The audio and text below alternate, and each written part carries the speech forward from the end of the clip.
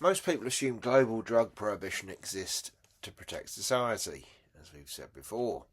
The story says dangerous substances had to be controlled, so nations came together to restrict them in the interest of health and safety. But when you look at the history of the drug conventions, something strange appears. Many of the substances banned internationally had been used safely in ritual and cultures for centuries, while the countries writing the rules continued profiting from the same chemicals in pharmaceutical form. So this raises a different question. If prohibition was really about health, why did it spread through diplomacy, economic pressure and military power?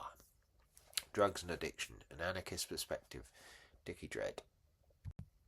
And this is part 34 of the video series, and we're still on chapter 4, The War on Drugs. Section 32, Empire's Aftertaste. Global politics of prohibition. The century after empire did not end the colonial urged control, it merely rebranded it. When the United Nations adopted the Single Convention on Narcotic Drugs in 1961, it seemed to promise international order and public health. In practice, it extended a Western model of morality to the rest of the world. The convention claimed to limit narcotics exclusively to medical and scientific purposes, but the definition of both medicine and science was set by industrial powers. The US and its allies dictated the schedules, the penalties and the funding streams. Countries dependent on trade or aid had little choice but to comply. Colonial logic survived in new form.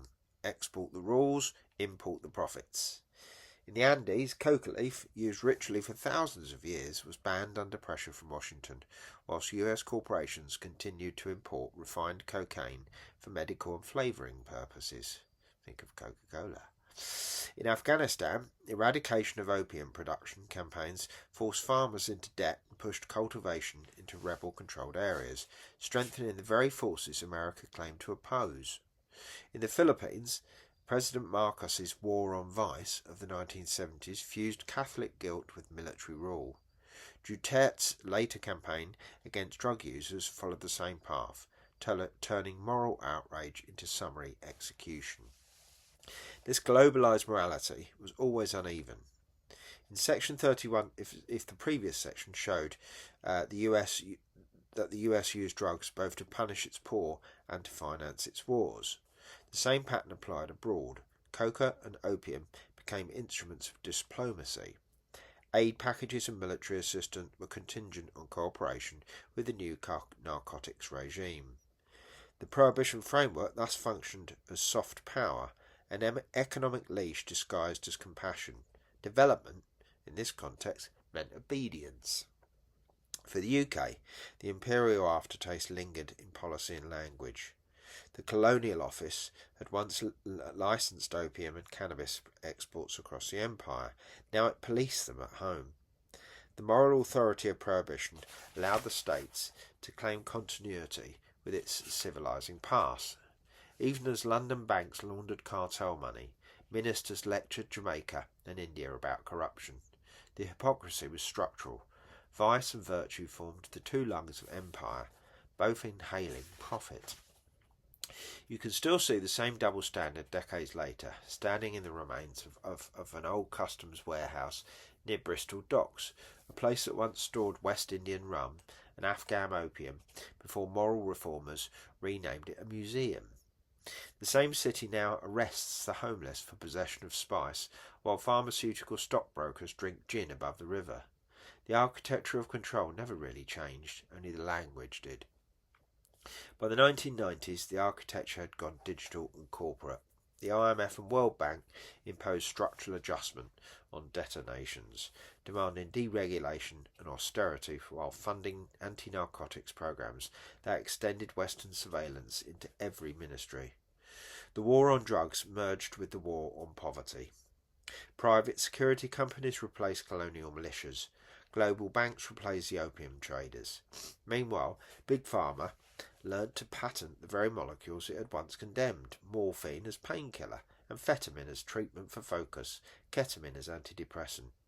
The moral economy of empire had become the market economy of neoliberalism. What had begun as mission and conquest now returned as management and care. The same story, just better branded. The same moral grammar that underpins the war on drugs also governs modern imperial intervention. States that claim the right to police intoxication, pleasure and dissent at home routinely claim the right to reorder governments abroad. Prohibition and regime change emerge from the same logic. Autonomy is framed as danger, authority as protection, and coercion as care. This continuity is not incidental but structural. As Bewley-Taylor documents, the international drug control regime was one of the earliest examples of moral governance exported through diplomacy, law and force. Once established, that template proved easily transferable to other forms of intervention. Recent rhetoric and actions by US leaders, including the removal of the Venezuelan president, illustrate how readily coercion is reframed as necessity when exercised by a recognised power.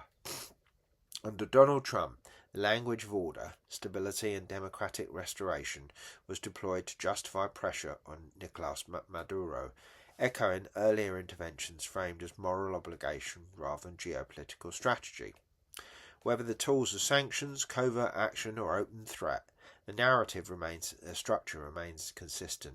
Disorder is externalised, legitimacy is granted or withdrawn from afar, the violence is rendered administrative. Recent days have seen these dynamics sharpened into open military action. I say recent days because I wrote this a few months ago.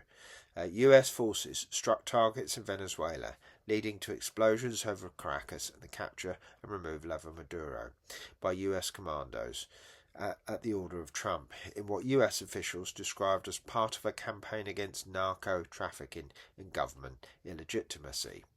This follows an expanding campaign of lethal strikes at suspected drug traffickers and related infrastructure, including recent attacks on a Venezuelan dock area and boats alleged to be trafficking narcotics. From an anarchist perspective, this is not deviation from liberal democracy, but one of its recurrent enforcement mechanisms. Foucault's concept of biopower describes precisely this move, the extension of governance into the regulation of life, risk and legitimacy itself. Alexander's analysis of addiction as product of dislocation and enforced order scales seamlessly from individuals to nations. The same systems that pathologise unsanctioned coping strategies at home destabilise societies abroad while presenting the damage as rescue. Prohibition and intervention thus reinforce one another. The addict and the rogue state perform the same symbolic function. Each becomes a figure through which control can masquerade as protection and fear can be recycled as consent. So the global war on drugs was never simply a medical response to dangerous substances. It was a system of governance, exporting one model of morality and control across the world. Once prohibition became international law, it also became a tool of diplomacy, economics and intervention. And that leaves a deeper question. If prohibition is part of a global war structure rather than a health policy, what would drug policy look like without empire behind it? In the next video, we look at how this global system reshaped local societies and why the war on drugs keeps reproducing the problems it claims to solve. So we're still on Chapter 4, the war on drugs, but we're going to move to Section 33, the British battleground, from hippie to rave.